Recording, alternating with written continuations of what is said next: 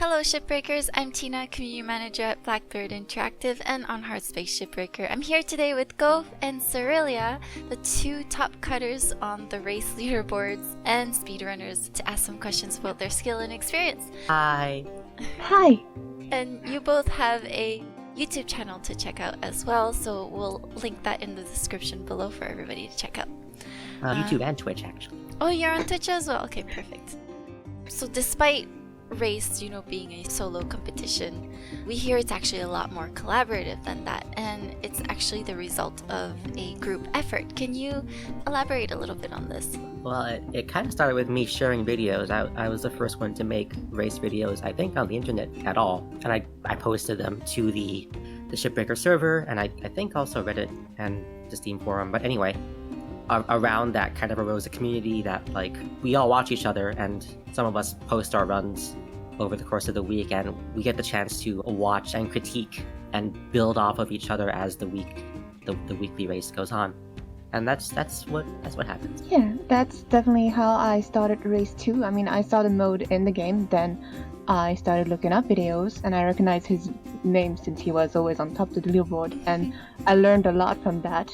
And we keep saying, we have this expression that we steal from each other to keep it in the competitive mind, but it is really a collaboration.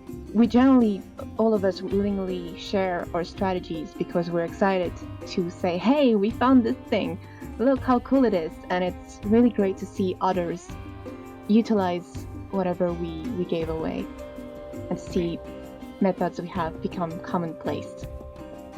Speaking of this group, how did the race terms come about? How do they turn up? I'd say mostly organically. We tend to have things and strategies that come back often enough that we end up shortening the description, because we're not going to go through the whole process of describing what it is every time. But sometimes someone will come up with a technique and say, hey, I call it this, and then it will catch on and we'll actually use it. Have you both done speedruns on any other game, or is it just on Shipbreaker? Nope, first game. I've never actually done speedruns before Shipbreaker. Me neither. I never quite realized how competitive I was until I got into race, to be honest. It's also so different and so special because of how the weeklies, how it changes every time.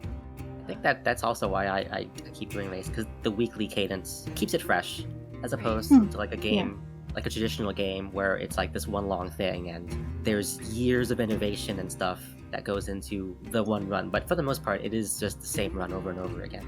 Whereas with Shipbreaker, it's a new puzzle to solve each time.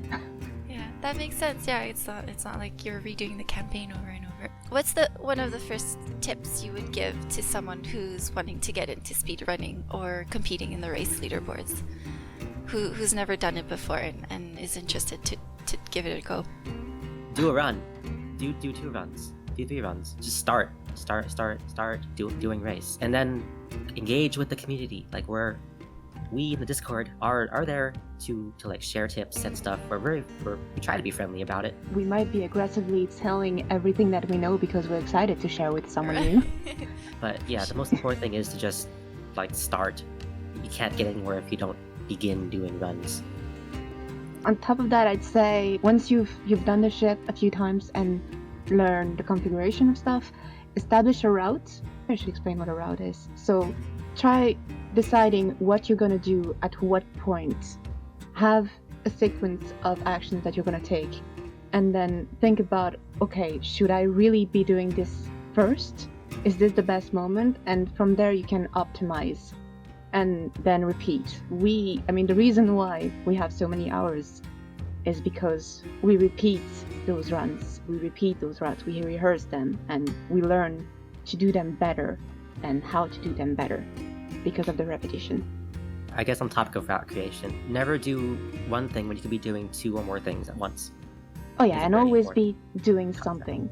Yeah. Right. But I've seen that a lot in your videos. It's hugely multitasking. I will like do sequences to set up stuff for later. That doesn't actually, like, sometimes things we do don't become clear the reason until way later in the run. You'll find that some piece is separated magically, and it'll just float to exactly where it needs to go. As a result of this thing we did minutes earlier. Sometimes it's not even visible because we tend to not look at things. when they happen, because we have to trust that they're going to land in the right spots. Right. Because if you're looking, you're not cutting. Do you change your keybinds around, or do you keep it as default? How have you customized them? I've bound the interact key to R as well as F for moments where I need to grab something that I really don't want to accidentally push, for example, because by default F is double bound to push and interact, and if you're slightly too far from something, then you'll, instead of grabbing it, you'll do the opposite and send it flying away from you at Mach 2. Yes. So you're both on keyboard and mouse. Oh yeah. If you want to be competitive, it's probably better for the accuracy to go keyboard and mouse. Yeah. Well, I haven't seen anyone try. I've never seen anyone try on controllers to be top leaderboard. So I don't actually know. Like that's the common knowledge, but no one's actually, as far as I know, like a serious effort to try to match us with the controller. I also have rebound some keys, and I have one that has been called dirty by other racers when I revealed that, which I guess it is. My use key is also my mouse wheel, because when you approach the terminal to go for refills, you might want to try and smash the use key while you approach so that you can grab the terminal. And instead of smashing it, I just use the mouse wheel, so I can just let it roll, and it's just going to automatically grab it, and I don't have to overthink about pressing that. I can just focus on my movement, which I guess is kind of tips, dirty. right? Some players experience difficulties with depressurizing ships, and I'm sure you've seen them in your YouTube comments as well before. And I know, you have commentaries to often help and guide people with that. But is there any quick tip or recommendation you could share here for cutters watching this right now? I'd say we as racers have a really big advantage regarding that, in that with race you just get into the habit of restarting a lot. So it's not a big deal if something explodes. So we kind of have let go of the fear of something going wrong. Whereas most cutters who experience difficulties with depressurization are playing in career mode. They're still conscious of the fact that they could get a new clone, or they could miss out on some money, and so the idea would be just don't be afraid to test things out. By testing how it works, you'll get used to how the pressure works. And if you really don't want to ruin like your one life save, if you're playing in one life, using free play and testing different approaches, because we just basically go gun blazing and blasting and see what works and what doesn't in our efforts. So with the free play, people would get to have the experience of trying different depressurization methods. So that would be my advice, because there are so many different configurations, and with all the ships there are so many possibilities of how it would go. Familiarizing oneself with how it works in a safe environment. Yeah, I'm gonna concur with her. Our modus operandi for race is we just kind of blast a random panel the first thing we do on a new ship, because we can just restart, and that's cool. Nothing actually matters. For career, people should lose that fear, so that they actually try things, and you won't understand the pressure system unless you work with it, and you have to not be afraid to fail. Yeah, don't be afraid to try things. There's no like canned answer I can give for working with the system. It depends on the ship. Each one's gonna have a chip bag in a different place, or a fuel line, or something that's more or less vulnerable, and it just really depends. How do you approach a newly released ship? I think when the javelin came out, I just kind of went in and blasted every cut point. Every yellow thing I saw, I just hit with the split stop, and that seemed to work out pretty okay. I'm sure when you guys design ships, you have some idea of how you're gonna take them apart, and I think that's expressed through cut points mainly. So yeah, just blast every cut point. That's always a pretty good answer. Yeah, on very first approach, when we're not trying to discover very elaborate techniques, that's basically it. See how the thing does to separate from the other thing. How do you move it? And yeah, that's it. Do you find it easy to continually innovate, or do you use similar strategies across all the ships? So we have broad strokes that we do on basically every ship. Like, I think all of us handle javelin, the backs of javelins pretty much the exact same way. But individual ship, I don't think we've gone a week without discovering something quirky or even entirely new, like a new technique that can be generalized out. Mm-hmm. It's actually surprisingly active as far as innovation goes, this whole race thing. I'm always surprised that we do generally find something new every week. And We've gone for like 60. What week are we on? 67? 66, 67, yeah. 66?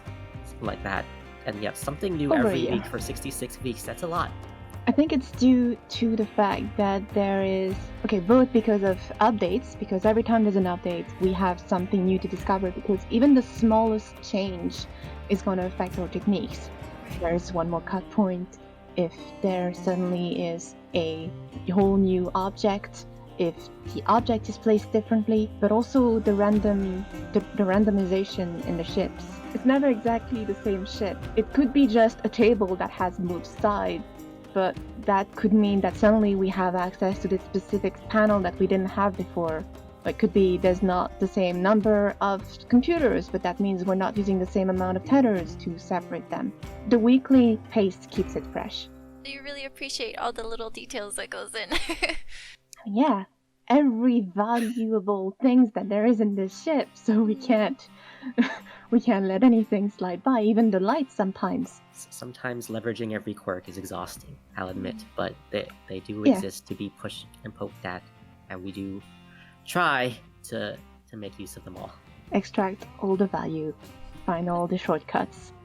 Oh, can I use this time to just clarify something that a misconception people have about race? We actually go for like all the salvage possible in these things. Oh, yeah. We're not race's score structure really favors salvage over speed. Like we do go for speed, but we get salvage first in almost all cases. There is one point where we hit the threshold for the time where getting more salvage is not going to get you further, but that is still about 98% of the ship's value, I'd say. Easily. Yeah, we pretty much mini-me every ship, but like on principle. Yeah, you would think it's a misconception because it's like speedrun. You would think you do little shortcuts and lose value. here. We're grabbing lights off the technically- walls. Yeah. Technically, Scorerun, that's what you called it, Goph, right? Yeah, these technically score runs, not exactly speed runs. It's just speed is part of the score. For the last question, do you have any standout anecdotes that you might have which haven't come up in our chat yet? Like happy accidents or discoveries, etc.? Oh my god, tons. How do we choose? The undunking, we just Yeah. it might be common knowledge to career shipbreakers, but for us, it Mind-blowing. if you put aluminum into the barge with objects attached to it, eventually the objects that are bargeable will settle to the bottom and detach from the aluminum, and then we can pull the aluminum off very, very cleanly. That happened to change the routing for one of our from the most recent Exolab race, because we could suddenly grab the aluminum and make another 40-ish K plus a work order done. In the Yeah. record amount of time. And that came out because I think I was frustrated or something, and I grabbed an aluminum piece down there, and then secretly I noticed it move while watching me play. I mean, the weird thing is, I had already noticed that it would happen with the cockpit on some macros, where some panels would just start floating. I hadn't just never thought to utilize it. And then we discussed it, and we were on stream, so other people chipped in, and then that just went from there. A good third of the techniques we discover are just accidents that happen as a quirk of just playing at the speed and the way we do. Emergent gameplay, that's what that's called, I think, in the industry. Yeah. Thank you both so much for sharing all of these. Well, thank you for letting us geek out on tape. Yeah, likewise. This was fun. Yeah, thanks so much. Once again, both your channels are in the description below, so for players who want to check it out and learn more things and get some more guidance and tips. I stream every Sunday at 1200 PST. That's US Pacific time. I Awesome. have no schedule. Thank you all so much for watching. Bye. Bye.